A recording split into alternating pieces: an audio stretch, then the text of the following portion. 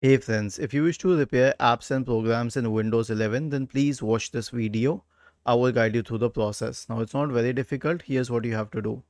Right click on the start button, select settings from the menu, go to the apps tab, select installed apps. Let's say you need to repair this app. Click on this, select modify.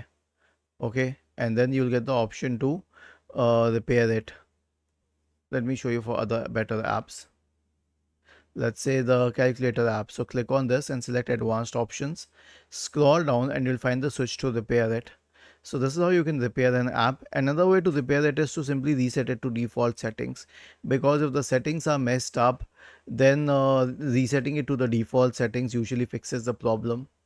Was this helpful? If yes, then please subscribe to the channel. If not, then let us know in the comment section of the video on how we could help you further. Thank you for watching this video and have a nice day.